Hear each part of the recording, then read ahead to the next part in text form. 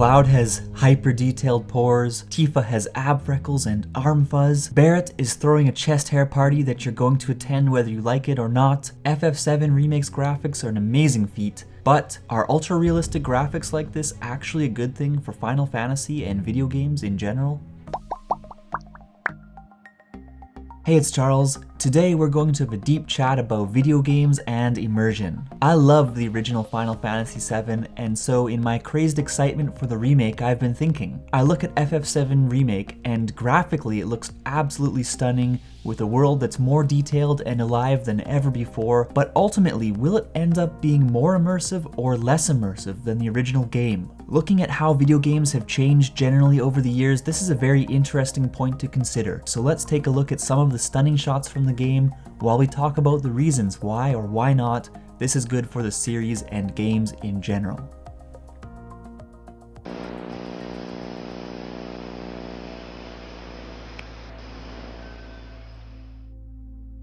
Firstly, let's define realistic games. In this video, we'll work with the definition that a realistic game is a game that simulates the visual, auditory, and physics elements of the real world as closely as possible, leaving room for the fantasy elements of a game, of course. The idea is that if such a game world was real, the sights and sounds would make sense. Now, I'm sure that there are many Final Fantasy fans who would argue that ultra-realistic worlds can only be a good thing for the series. After all, particularly with regard to graphics, not only do sexy, ultra-realistic graphics sell games because people love those visual fireworks, but more importantly, the move towards ultra-realistic graphics have the potential to deliver us experiences so stunningly immersive that the gap between fantasy and the real world is forever blurred. I mean, that's the sort of experience we hope VR will evolve into, isn't it? That's the endgame, the dream.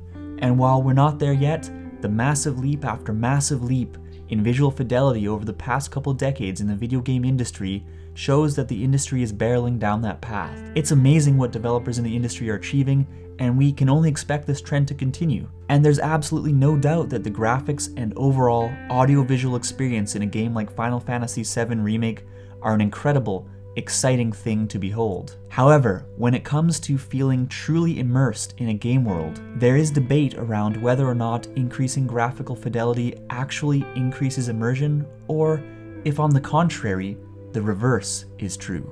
Of course, there is one classic argument against the pursuit of realistic graphics in terms of how that impacts immersion, and it always comes up. It's totally valid and interesting, so let's address it before we dive into the big issue on the table here.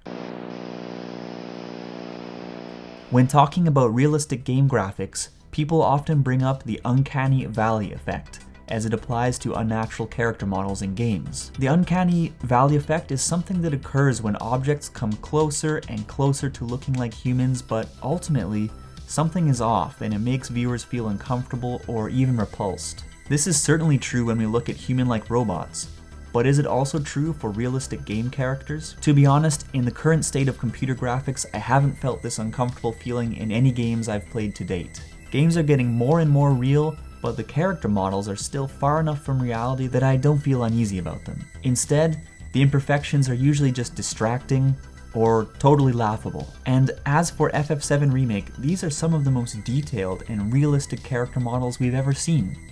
But they don't feel uncanny to me in the least. I just feel like, wow, Aerith, you're beautiful. Wow, Tifa, you're just straight up waifu material. And wow, Barret, I wish I could grow chest hair like that. Kind of. Not really though. Game characters are just not at that pushing close to reality uncanny valley level in my opinion. Or perhaps, unlike robots, we acknowledge them as being so distinct from humans that we don't consider them in that way. I think a better way to reframe the uncanny valley effect that people are talking about in the video game context is to call it an immersion breaking effect. This immersion breaking effect is connected to the main point of this video, and I bet you can relate to what I'm about to say. The immersion breaking effect is similar to the uncanny valley effect, but rather than realism itself making people uncomfortable, it's about how the more realistic a game looks, the more that any unnatural elements in the world are likely to be jarring and break a player's immersion, whether they're derp character faces, jilted animations, sloppy textures, or bizarre glitches. If you look at a retro game like, I don't know, Super Mario RPG, areas that you can't access are simply blacked out. But because the game's appearance is so simplistic and abstract to begin with, and you're not trying to assess it against the standard of how something would look in the real world, it doesn't feel weird or jarring at all. What does feel weird or jarring is when in, say, Final Fantasy XV, you walk into a lake to get a close look at a gorgeous dinosaur in an open world game where you expect something along the lines of the freedom of movement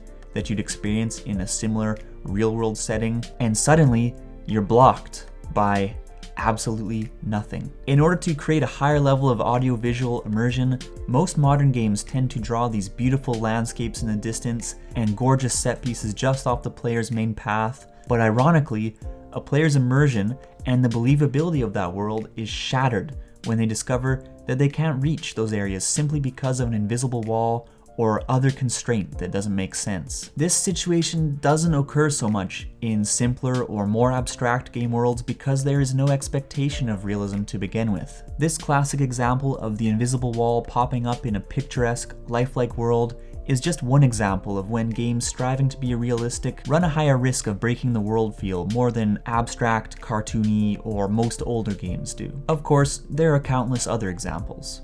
I mean, have you ever seen a chest just over a hilltop, but you can't get there because for some reason you can't jump over a 1 foot tall fence even though you can effortlessly scale most craggy mountain cliffs? Or have you ever been jacked out of a serious cutscene because of the hilarious ventriloquist doll mouths? And what about those goofy, fake fantasy voices that make you wish you were reading the dialogue yourself? Did you oversleep? I don't think anyone feels truly immersed in a world striving for realism when they run into these awkward little game farts, even though they are enjoyable in their own way. Many games are striving to be realistic and audiovisually immersive, which is a wonderful thing in itself, but at the same time, world feel and the believability of worlds has become more fragile as well. Or at least, that's what I think. I'm curious, what's your take on this? From my perspective, things that would leave you thinking, what the hell, if they cropped up in a modern game, weren't so jarring in a lot of older games because the art was so simplistic and abstract that they just worked in that context. I mean, blacked out areas on a map made sense given that there was no expectation in the context of that world for stunning vistas as far as the eye could see, and even the weird scaling of objects in some of these worlds is something that most players never batted an eye at. These game worlds weren't trying to closely mimic reality, and so there was no illusion of reality to be shattered. That is to say that these worlds and the characters and items in them were so distinct, abstract, and symbolic to begin with that your brain didn't need to analyze how well they mirrored reality. There was no expectation for one-to-one portrayals of real-world phenomenons, so things like weird circle shadows and, well, no shadows, they just made sense as long as they conveyed what they needed to convey in the context of those worlds. As a result, there were less chances for immersion to be shattered back then than there have been since we made the jump to 3D, and particularly in recent years where players' expectations of realism in games has increased. The closer a game world feels to reality, the easier it is to scoff at something that feels out of place and be pulled right out of a touching cutscene or a walk through a beautiful forest. It's ironic that the games striving to be ultra-realistic for the sake of immersion are often the games that are most likely to break immersion and to break the sense of realism. And this is what I call immersion breaking. Basically a reframing of the classic uncanny valley effect for the video game context. But that's not the key point when it comes to the relationship between realism and immersion. As someone who loves both modern games and retro games, I sometimes think about this. Were the colorful, simple landscapes and deformed characters of the past actually inherently more immersive than those in modern games simply because they felt so foreign and unrealistic? Or is it just the nostalgia talking?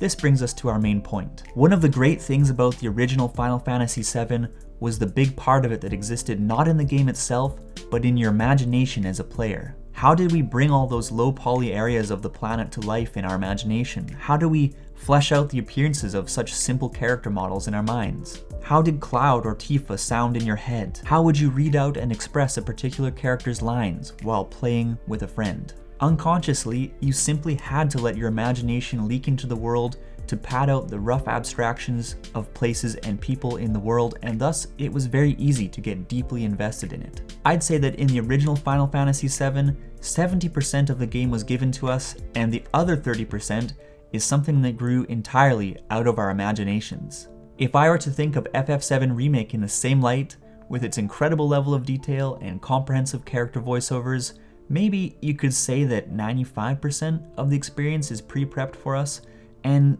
we're not going to need to do much work with our imaginations at all, really. Now, that's an absolutely amazing thing in itself, and has the potential to be extremely immersive. But I think there's an important distinction to make here between two types of immersion. Immersion of the senses, how the sights and sounds of a world pull you in, and immersion of the imagination, how alive and stimulating a world actually feels in your mind and emotions.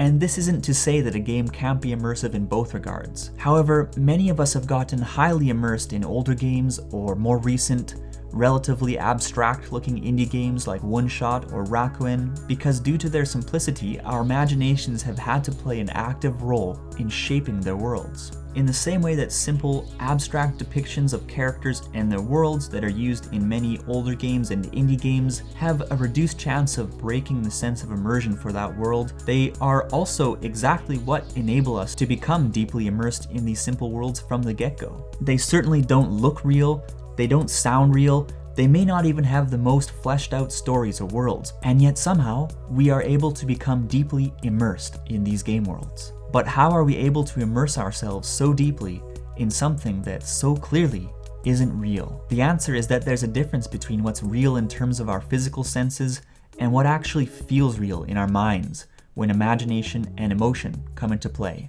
These two things are obviously connected, but I'd say that we put more weight on the second of those things. I mean, we're all technically immersed in reality, we all live in the real world, but despite what we see or hear or touch in the world, at the end of the day, aren't we more concerned with what we actually feel? I know I definitely care a lot more about feeling happy and satisfied than I do about the actual sensual experience of seeing pretty things or simply listening to the sound of birds or the talking of people around me. I'd also place a lot more value on the experience of looking at this grainy photo that brings back memories of a wonderful summer day spent with my family when we were all together years ago than the feeling of seeing a much more beautiful summer day in person in beautiful human eye resolution, but feeling all alone.